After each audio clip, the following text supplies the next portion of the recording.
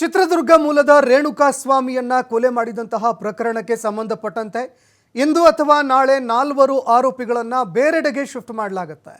ತುಮಕೂರು ಜಿಲ್ಲೆಗೆ ಜೈಲಿಗೆ ಶಿಫ್ಟ್ ಆಗಲಿರುವ 4 ಆರೋಪಿಗಳು 4 ಜನ ಆರೋಪಿಗಳನ್ನು ತುಮಕೂರಿನ ಜೈಲಿಗೆ ಶಿಫ್ಟ್ ಮಾಡಲಾಗುತ್ತೆ.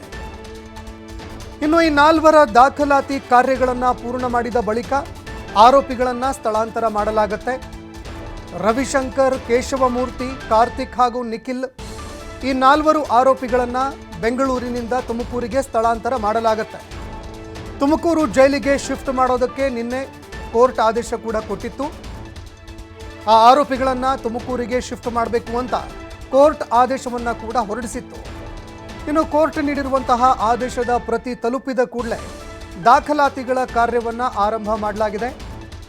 ಈ ಪ್ರಕರಣದಲ್ಲಿ 4 ಆರೋಪಿಗಳನ್ನು ಇದೀಗ ತುಮಕೂರಿನ ಜೈಲಿಗೆ ಶಿಫ್ಟ್ ಮಾಡೋದಕ್ಕೆ ಅಂತ ಪೊಲೀಸ್ ಅಧಿಕಾರಿಗಳು ತಯಾರಿಯನ್ನು ಮಾಡಿಕೊಳ್ತಾ ಇದ್ದಾರೆ.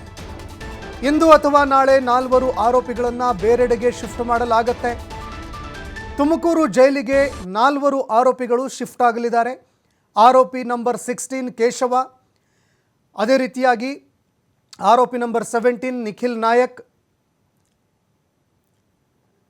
ಕಾರ್ತಿಕ್, ಕೇಶವ್, ರವಿಶಂಕರ್ ಈ ಆರೋಪಿಗಳನ್ನು ಸ್ಥಳಾಂತರ ಮಾಡಲಾಗುತ್ತೆ.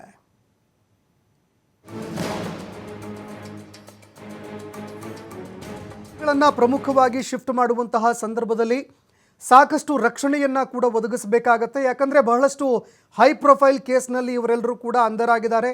ಅದೇ ರೀತಿಯಾಗಿ ಇಡೀ ರಾಜ್ಯದಾದ್ಯಂತ ಆಕ್ರೋಶ ಕೂಡ ವ್ಯಕ್ತವಾಗಿತ್ತು, ಹೋರಾಟಗಳು ಕೂಡ ನಡೆದಿತ್ತು. ಹೀಗಾಗಿ 4 ಜನ ಆರೋಪಿಗಳನ್ನು ಶಿಫ್ಟ್ ಮಾಡುವಂತಹ ಸಂದರ್ಭದಲ್ಲಿ ಸುರಕ್ಷತೆ ಬಗ್ಗೆಯೂ ಕೂಡ ಸಾಕಷ್ಟು ಒಂದು ಮುನ್ನೆಚ್ಚರಿಕೆ ಕ್ರಮಗಳನ್ನು ಕೈಗೊಳ್ಳುವಂತಹ ಸಾಧ್ಯತೆಗಳು ಇದ್ದಾವೆ. ಆರೋಪಿ ಕಾರ್ತಿಕ್, ಅದೇ ರೀತಿಯಾಗಿ ಆರೋಪಿಯಾಗಿರುವಂತಹ ಕೇಶವ್, ನಿಖಿಲ್, ಒಟ್ಟು 4 ಜನ ಆರೋಪಿಗಳು. ಈ 4 ಜನ ಆರೋಪಿಗಳನ್ನು ತುಮಕೂರಿಗೆ ಶಿಫ್ಟ್ ಮಾಡಲಾಗುತ್ತೆ. ತುಮಕೂರಿನ ಜೈಲಿಗೆ ಈ ಆರೋಪಿಗಳನ್ನು ಶಿಫ್ಟ್ ಮಾಡಲಾಗುತ್ತೆ.